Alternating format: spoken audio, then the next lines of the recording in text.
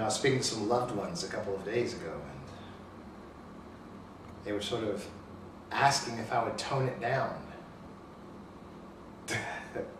That I'm too harsh on this program. And that people would be getting turned off and offended and all. And I'm like, I don't know, man. I don't know if I could do that. I'm not out to offend anyone. And everyone that knows me, I think we know a little bit better than that. I have to admit that sometimes the program seems a little harsh. And I guess white folks, some of my best friends are white folks. I'm serious. And those folks that know me recognize that the things we speak about on this program are passionately. I speak to them the same way, and we've been friends for 20 years, okay? Many of them. You need to know. But as well, they speak to me from their particular perspectives, wherever they're coming from or whatever they think. And this is when we have some of these conversations. I have a white guy that I've known for like 17 years, and he's really pro-Tea Party.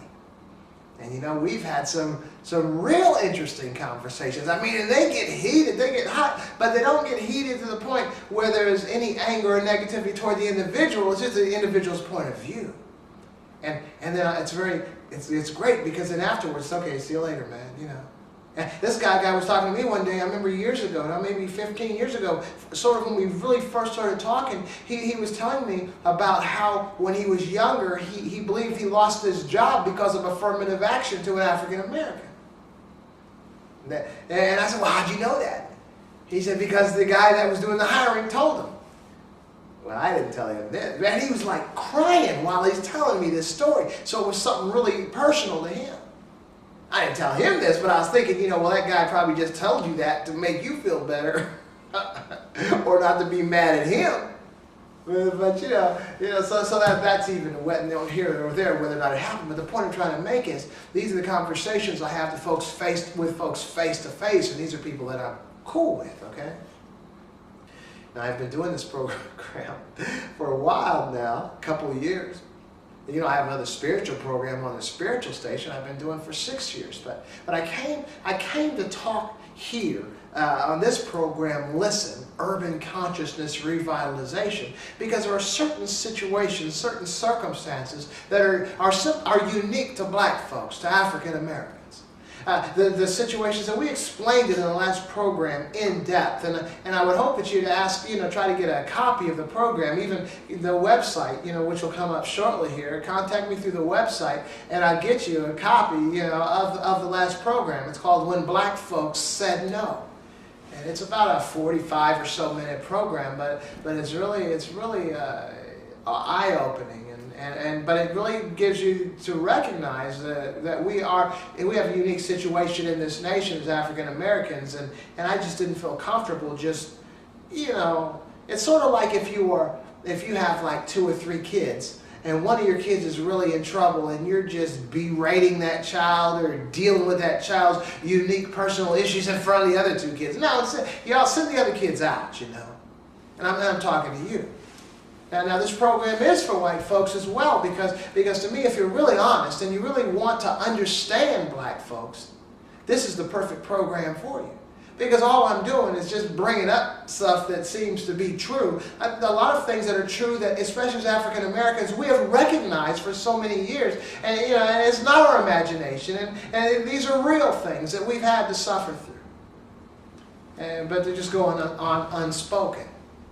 Now for me, again, as anyone that knows me from years back, and I'll be 53 next month. But when I was a teenager and in my early 20s and all, I was an angry man.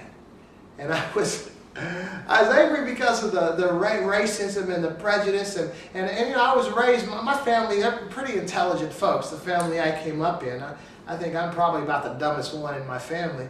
My sister's working on her PhD. I hope it's okay for me to say. My brother has a couple master's degrees. My other brother has a degree. I mean, I guess I was the black sheep. I was out there having fun, you know. And then I had this revelation, this epiphany of God, and everything changed. But they are, I mean, I come from an intelligent family. I used to get so angry, so irritated because people that were calling me names because of my race that were trying to treat me, I was smarter than those folks. And that was what was so offensive to me. Somebody dumber than me, is calling me names. I've since grown out of that. I'm not angry anymore. But I've always, even then, exposed it. If I was in a store or in a restaurant and I was being treated, in a way that I shouldn't be treated and other folks weren't, I would call them on it right there.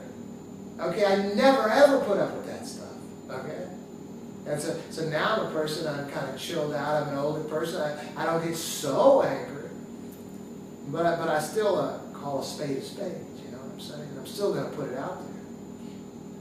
To me, I think shrinks will tell you, when you go to therapy and talking about your issues, they tell you, don't keep that stuff bottled in. Go ahead and let it out. Let it out in a healthy way. And to me, this program is healthy because it allows me to let these things out. That's healthy for me. And it allows me to affirm some of the ills that many black folks seem to be going through that are listening to this. They say, oh, that's right, that's right. And I get those kind of accolades from this program. And also as far as for white folks, I mean, come on now. We're all human beings. And I don't care how hard or how cold we are, how much we act like we don't care. There is a humanity in all of us, no matter what race we are. And when people hurt, we hurt, even if it's deep, deep inside. And so there's a lot of guilt in the heart and minds of a lot of white folks in this nation. Now, of course, they didn't do it, but to me, you'll find folks, like you'll see a particular broadcast, a news broadcast, where somebody commits, say, a killing spree, okay? Or does a horrendous crime. And then they go to interview the parents, and the parents are just heartbroken, and they're just contrite and filled with guilt because this was their child. Or you'll find the children of kids, and sometimes they have those programs on TV, the children of kids who have committed, the parents committed horrendous and heinous crimes. There was baggage that the children have to carry because of what their parents did. There's guilt. There's a negativity. Of course, they didn't do it. But there's still a guilt. We can't help it because we're human beings, and there's a connection that all human beings have with each other. We know that. But there's as well a stronger bond, a stronger connection that we have with the people in our own lineage, our own parents and their parents and their parents, and our children and our grandchildren or whatever. So I'm saying is we can't help but feel bad. So white folks, whether they admit it or not, a lot of the ills that white folks have is because of their guilt. And then they shouldn't have the guilt because they haven't done anything. But oftentimes, when you're trying to deny situations, deny the reality, deny the truth, then you find yourself being part of the problem. So you'll find parents, again, as an analogy where you have parents where a child commits a terrible crime. Now, the parents are not guilty. But then you'll find often the parent trying to help the child cover up the crime. Because they love this child so much, their bond, their connection. And so they don't want this child to be exposed. And so then they find themselves being culpable to the crime, gross abuse of a corpse and all that kind of stuff, trying to bury the evidence, okay? So whether it's trying to bury the evidence physically where a murder was committed, or you're trying to bury evidence, in truth, and not admitting the reality of what everybody knows, there are consequences to those things. Now, there are legal consequences in situations where you're actually trying to bury a body for your child, okay? But there are emotional consequences when you're trying to actually bury and suppress truth. So to me, even using a biblical phrase, the truth will make you free, I think it does for all sides of this equation. For African Americans, it's like, okay, I wasn't crazy. Okay, this is why I'm going through this. This is a truth that makes black folks free. The truth that makes white folks free is, yes, you did do that. Now be relieved of that. You don't have to hide it anymore. It's true, but it wasn't you. Let it go. Admit it. We could all be free, for real. That's what this program, Listen, is all about. It's just about putting this stuff out there. I did it as a young person, always challenged, that stuff when it wasn't right. And I was angry then. I'm not angry now. I'm just like the doctor, recognizing that the only way we're going to be well is when we face truth, or even when we get to acknowledge truth, or even when we get to be validated by what we know in our heart is true, but everybody else is denied. Okay? So I don't want to offend anybody. but it's just important. Sometimes my wife, I have my daughter at a private school, a real nice school. It's probably, and it is like 98%, Caucasian, and getting a good education there and all, but I always make sure my daughter realizes and recognizes who she is, who she be, who she is. And so I'm glad my wife's family's here and my family's here, so she's black at home, okay? And I do have to sometimes talk to her and make sure she really understands. And then to the chagrin of my mother's like 91 years old. She's seen some stuff in her lifetime. And some stuff that I can't even imagine, and I'm sure some things she's probably never told me because she realizes how crazy I was when I was younger. But and she does tell me sometimes, don't tell your daughter everything. I don't. But I do tell her some things. And because I remember the first time I was called a nigger. I think we were in Junction City, Kansas. My father was in Vietnam. I was playing with some kids. I was the only black kid there, but I didn't know I was black. Not that I didn't know I was black, but I didn't know we were different.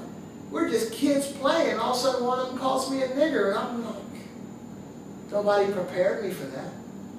Nobody ever told me that I was different or that something could come up. I just had to, as a young person, deal with that myself, and I dealt with it. I didn't trip out, I didn't lose it. Because first I wasn't even sure what the heck he was talking about.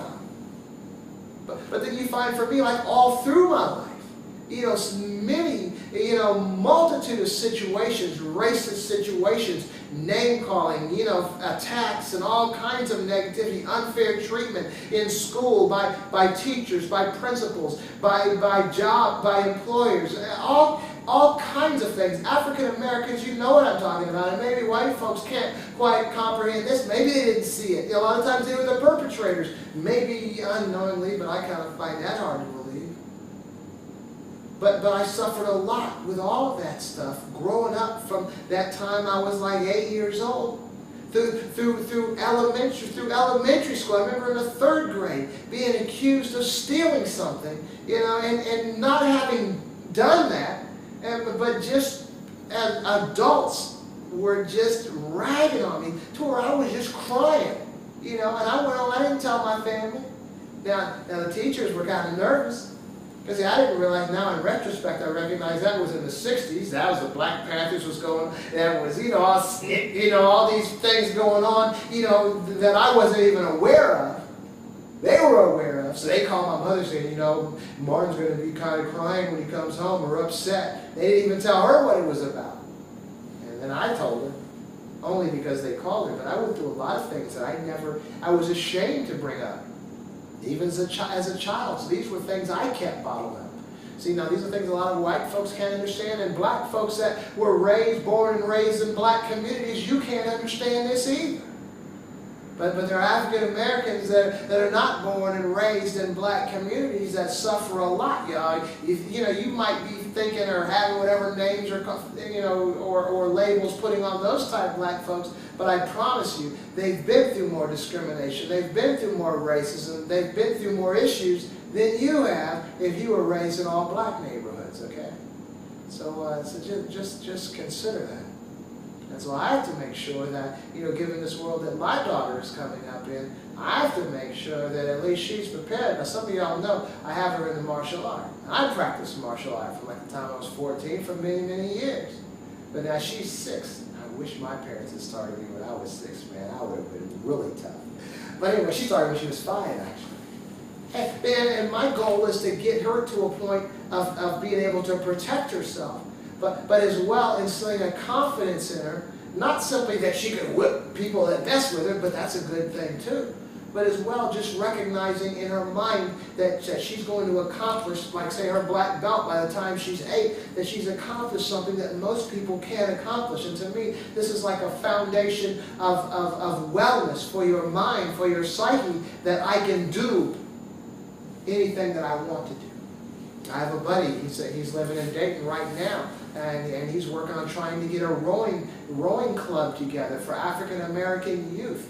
And if you're interested in that, you call me. It's you can get scholarships for that. Your kids can go on to nice colleges, for rowing. And if you're interested in that, give me a buzz and I'll hook you up with him. What I'm saying is we have to prepare our children maybe in ways that other people don't have to prepare their children, and maybe they should too, simply because of the things that they're going to face when they get older. And I'm like, this little girl, okay? I have 2 sons, that's one thing. This little girl, I got to make sure, she's protected. I went through a lot of stuff as a kid. And maybe it's not as bad as it was then, but it seems to me that ever since we've had this African American president, that people have just begun to reverse and get more angry and I promise you that things are less easy for black folks since Obama's been president, simply because of the attitudes of many white folks that are in positions of authority that are pissed off. Okay, that's what I'm saying. So I think we really do need to make sure and prepare our children. And to me, it's not. I don't see coddling the issue.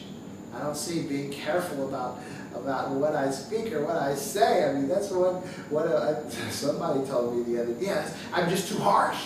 And then she said to me, well, maybe you're not really that harsh. I know you, but people that see you speak, they don't really know you. I'm like, no, if it comes off harsh in those particular, I am being harsh. I'm for real.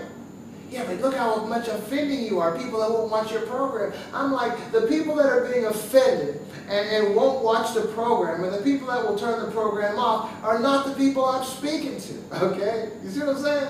I mean, if I was say a Tea Party guy, right? And I'm speaking to say 100 people in the audience about the Tea Party, agenda and this. Every time I say something, they'd be, clapping their hands and screaming, yeah, screaming. And every time I make those inflammatory statements about the president or about entitlements or about these people and those people, the whole crowd is going crazy. Then I got 3 people over here that hate what I'm saying. They're pissed off because they don't like the Tea Party. I'm not talking to them, okay? So by the same token, okay, I'm not the Tea Party. I think you know that. But so if I'm talking to African Americans, and I'm talking about things that have happened, things that are still happening, things that are currently happening today, and they're loving it.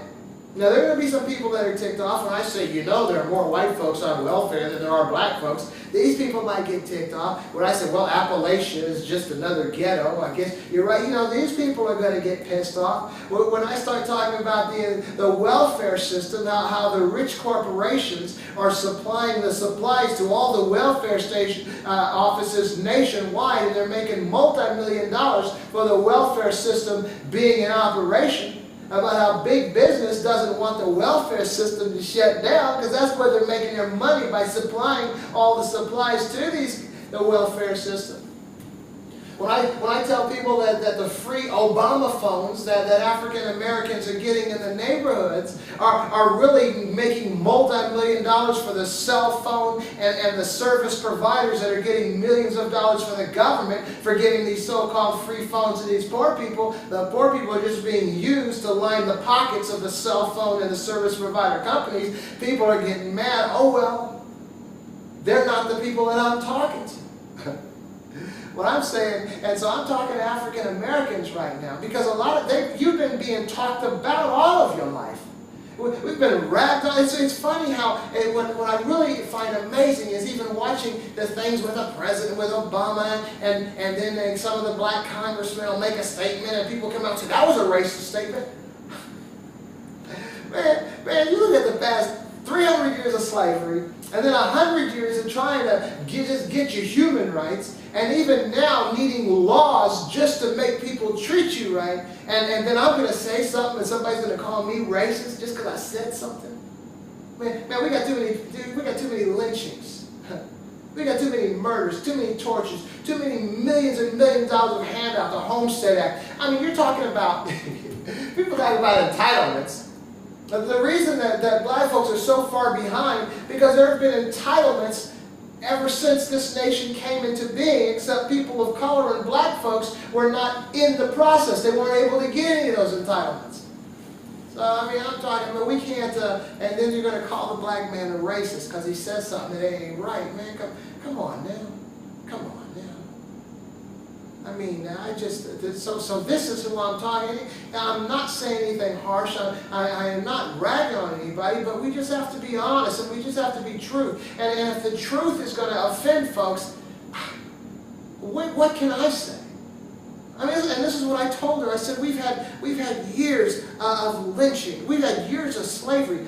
300 years. That's 3 centuries. 3 times 100 years of 3 times 100 years of slavery in this nation.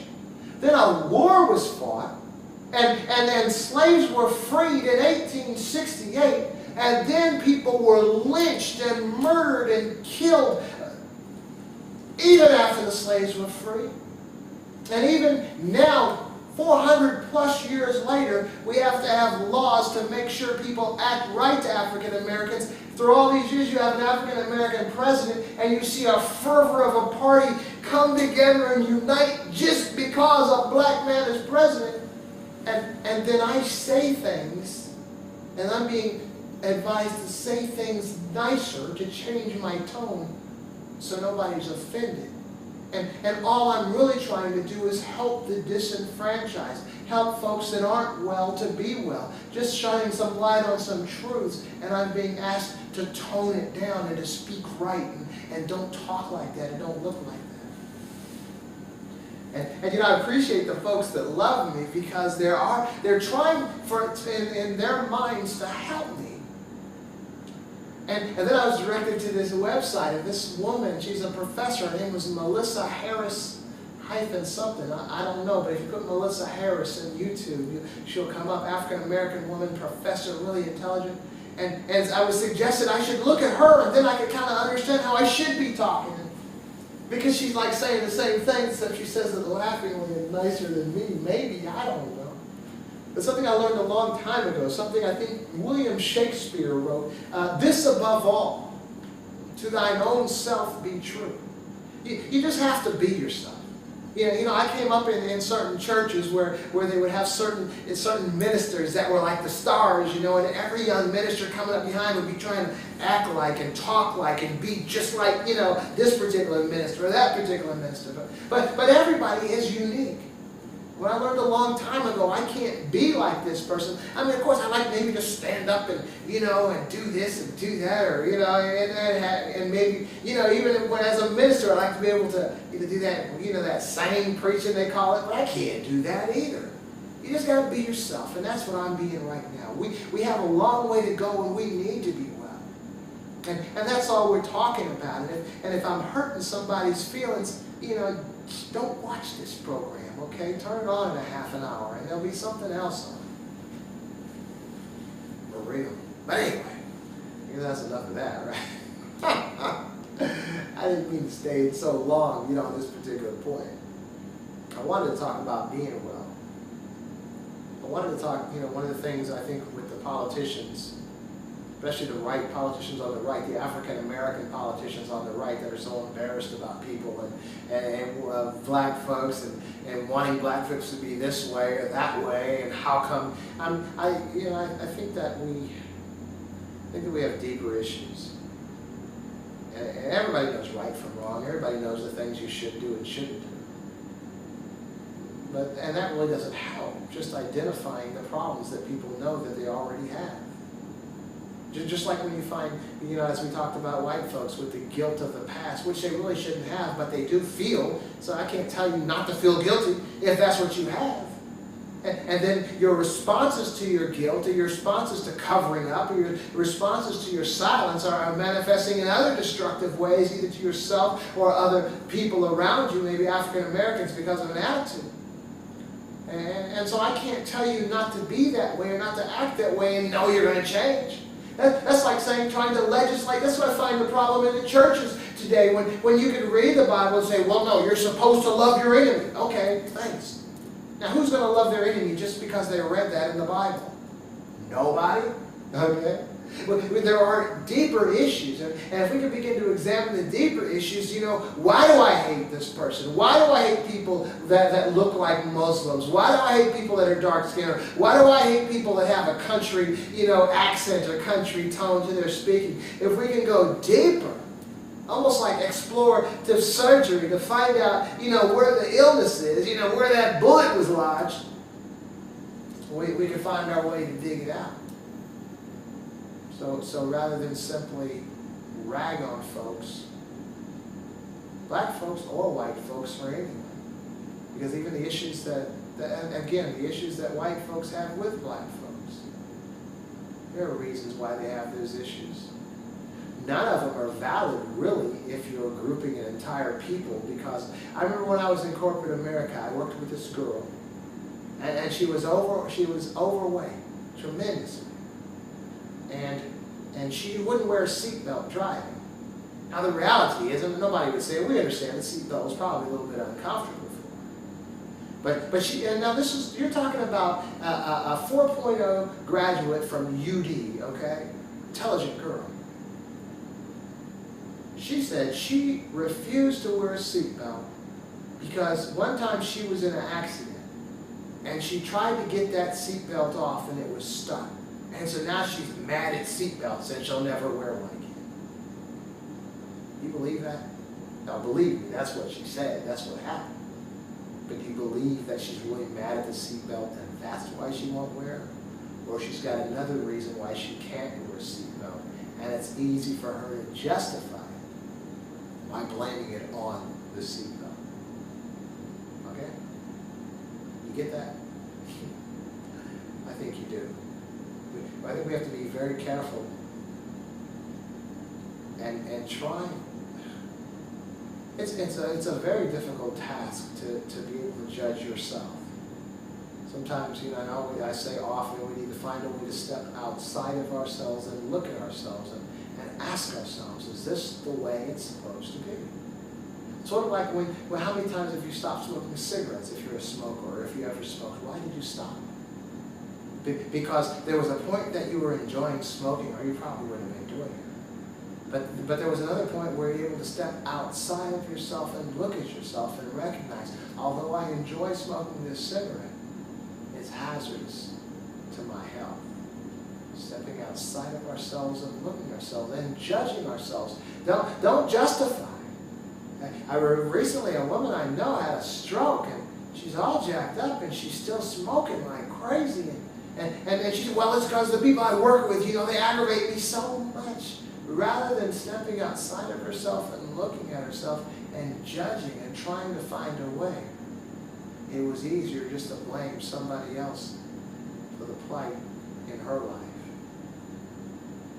We all need to take lessons from this, because this is what we do. And there is no wellness in what we do. I was thinking today, I went to the hospital, emergency yesterday. I had hurt my leg and it was swelling up, and it was like I couldn't get it. Usually I have an injury, it's easy to fix, but this one wasn't working. And just between last night and today, I began to think about my mortality. People die, That's just the reality of life. And we all know it, we all embrace it, but it's another one of those things often we don't talk about it, we just hide. But it is a reality. And we spend so much of our time in our lives doing inconsequence of things that we think are inconsequential. And everything that we do is consequential and having consequences and affecting folks' lives, either for the positive or negative, and maybe not even visible in this generation, in the first or second generations. But I think sometimes we need to start living with more of the reality of our mortality and start trying to make positive differences while we're here, because we're here for a very short time. And so I walk through the African American communities, the inner city part of the African American communities, just about every day. And I see a lot of wasted potential. I see a lot of confusion. I see a lot of folks going round and round in circles, doing things but not getting anywhere. We really, really need to take the time to step out and look at ourselves and recognize that the tremendous potential that we came into this world with to do anything. I see a lot of folks, black intellectuals especially, talking about President Obama, that really hasn't accomplished anything, blah, blah, blah. And even to say, to the message to black kids, which I believe is that you can do anything. I think they say it's not valid. I think it is valid. I think what is valid is not gonna. It's not valid that one day you'll be the president. White folks, I mean, there's only been like 40-something presidents. I mean, I think it's like, and how many people have been in the United States? So that's nothing that's probably going to happen from 99.99999% of the people. But I think what it is showing all of us as African Americans, what should be showing as all people on this planet, is that we limit ourselves, and the ceilings that we have created, the ceilings that hinder us from going any higher, not because we can't, but because we've chosen not to. We've acquiesced to, oh well, this is just the way that it is, and it's not. And that's what I see with President Obama, as he's given us a reality that we need to see, that things can be better than they are. Don't settle for less if more is available. I don't mean greedy, I don't mean selfish, I don't mean always trying to get more, hoarding and more and more and more. I just mean, just look at your life. Can it be better? And in your life, what message are you sending to your children? We talk about generational curses.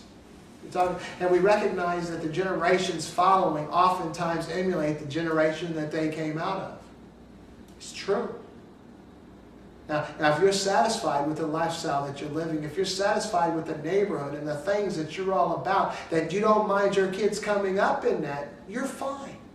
But what I'm challenging you is take a step outside of yourself. Take a step outside of your house. Take a step outside of your neighborhood and look at it and ask yourself, is this really the way that it's supposed to be? Is this the best I can do? I'm